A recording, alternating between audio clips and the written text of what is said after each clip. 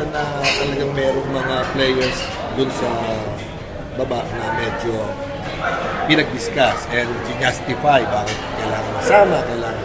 And then I'm so thankful naman with the leadership of our chairman, si Senator Commissioner Sunny Barrios. Naging smooth ang selection process.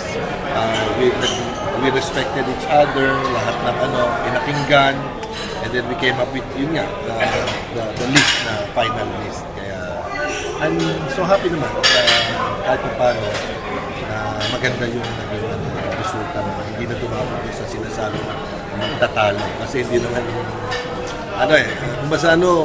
halos lahat ng members ng committee, saludo ka ako sa kanila dahil parang parang mindset halos parehas eh. Alam mo yung one direction eh.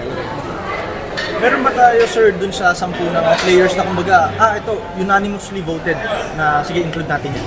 May ganun. Sige nga, sir. Ako. Sino, sir? Ikaw. Ako. Meron.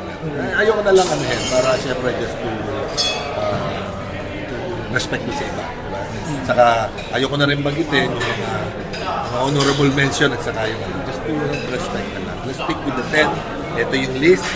Approve. And then we're so happy na ito yung Sir, sa mga nakaraan, yung sa top 40, naging member din ba kayo ng selection? So, palagay din nyo meron bang dapat? I cannot speak for them. Sorry about that. Kasi they have their own criteria, they have their own opinion. So, hindi ko pwedeng pangimasukan yun. Kung ano man yung dumating sa amin, ito yun. So, we work out for it. And then, ito yung result. So, I cannot question or sinasabi mo. Coach, alam po natin, yung sinabi niya na nire-respeto niya naman kahit kung ano man naging resulta. Pero for your personal taste lang, meron ba mga snub na natira? Anong snub? Yung mga snub sa list. Palagay Yung niyo. mga terms niya, you're putting me in a spot eh.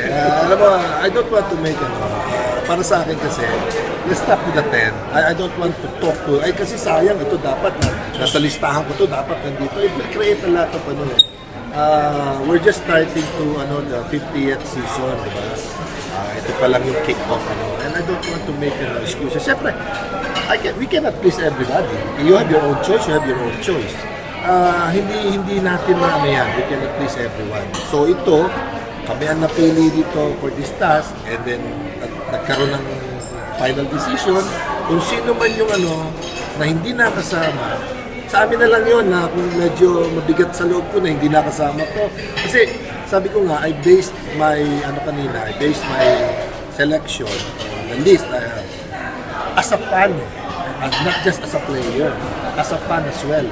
Nung growing up, ano ba yung na-contribute nito sa buhay ko? Tapos nung natucoach ako, ano ba yung nakita ko dito sa mga players na ngayon na naglalaro na So, kasi ang hirap nga i-balance ng guidelines dahil ano bang sasabihin? More championships or more accomplishments, achievements. Iba-iba eh. Every year nag-iiba eh. Dati wala namang best player of the conference, wala namang all-rookie team, wala namang finals MVP. So unfair to sa mga nauna dahil wala sila. Kung titignan mo yung criteria, yung nila, yung accomplishment nila, ito lang. Another factor is yung number of championships.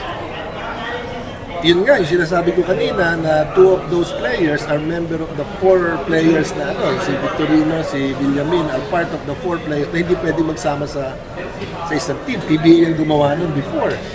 So ibig sabihin yung recognition ng PBA sa kanila na gumawa ng rule for them na hindi pwede magsama. Good factor yun, di ba? Parang ano ba yan eh? Parang Kareem Abdul-Jabbar dati, di ba? Bawal mag-dunk, di ba? Gumawa ang NBA ng rule na gano'n.